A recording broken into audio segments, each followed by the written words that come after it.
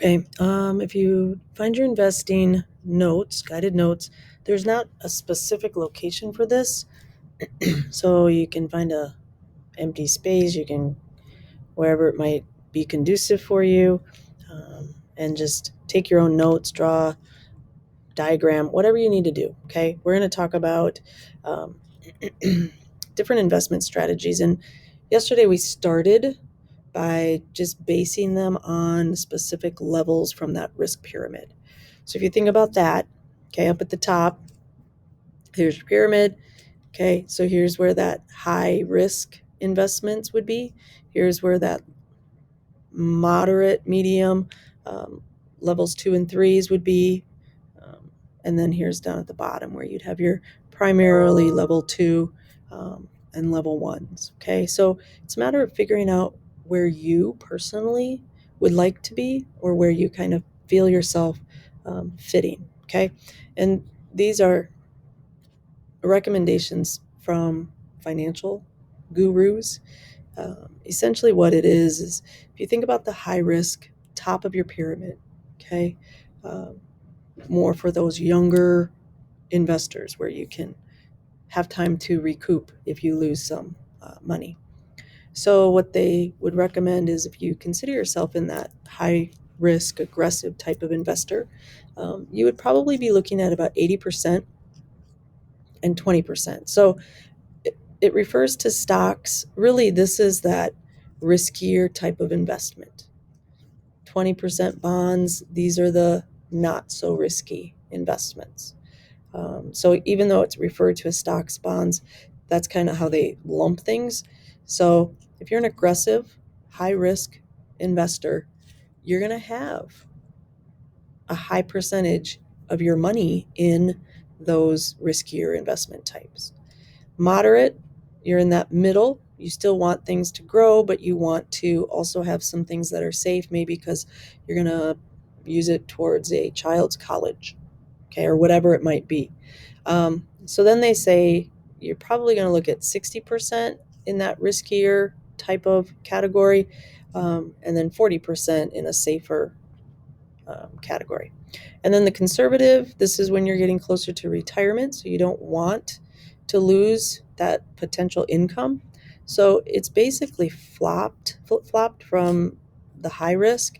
It's 80-20, but now you're looking at 80% of your money going into those safer investment types. 20% is going to have a little bit more of a risk, um, but hopefully you get that higher rate of return. So, what we're going to do is we're going to just kind of see where you feel that you would fall. Now, the percentages are recommended. That doesn't mean that you can't alter them. Okay. So, if we open your investment plans from yesterday, okay, and we were looking at $10,000 for each plan, okay, well, if we think about what we were just looking at for our percentages, this is saying 80% of our money would go into our safer type of investments. So if we're looking here, I would probably, I would need to then basically see 80%, which is $8,000, invested in those safer type of investments. And then 20% or $2,000 would be going into one that might be a little bit more risk. So, yes, you're going to have ones and twos, but again, you're kind of breaking it into that percentage as well.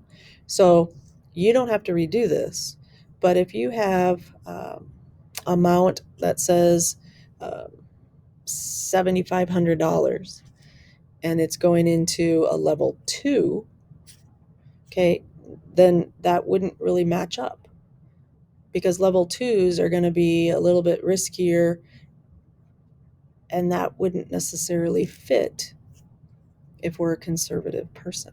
Okay, so we're going to kind of apply our percentages. Now, I can look at it and maybe it is. Yep, okay. I have level ones here and here. And if I add that dollar amount up, it comes up to $8,000. And here's my level 2, and I got 2,000. Okay, that's what it's leaning you towards. So then if you look at your medium, okay, that's 60-40, but maybe you're 65-35. Okay, you don't have to be specifically 60-40. But again, if you consider yourself that moderate type of investor, you're going to want to kind of lean towards that percentage. And then here's the high. So again, maybe instead of 80-20, you're 85-15, you're 90-10. Okay. So you want to try to diversify essentially into different types of investments. So what we're going to do, and again, you do not need to redo these three. Okay. With the percentages, we're just working on, okay, what would fall into those risk levels. So if we're done with this one, you can submit it. And then you're going to be getting a handout that is going to be your strategy or your philosophy. Okay. So we're going to start at the bottom. So we're going to have $5,000 and we're going to use 5 different investment types. Okay. So you got to use all 5. The first thing you need to figure out is, where do you fall? Do you consider yourself to be a conservative person? You don't like to take risks, especially with money. Do you find yourself, yeah, okay, I'm willing to take some risks, but I still want that safety? Or do you find yourself in the aggressive of, yep, as much money as I can make, that's my goal? Okay. And so then what are your percentages?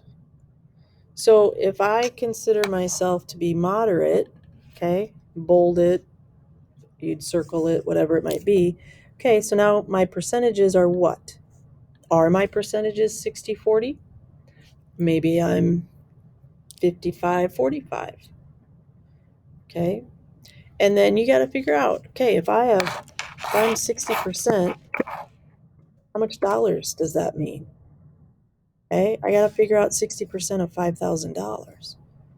And then that would be the dollar amount that I need to invest in however many that would fall into that, probably maybe level 3. Okay. And then you would have the 40% going to level 2. Okay, so your percentages are going to equal your dollar amounts. So once you figure out your percentages, then you're going to go, okay, if I'm going to get 3 investments from level 3s and I'm going to get 2 investments from level 2, okay, what are they going to be? How much am I going to put in there? If these are all 3 from level 2, they got to equal this dollar amount. And then explain, why did you put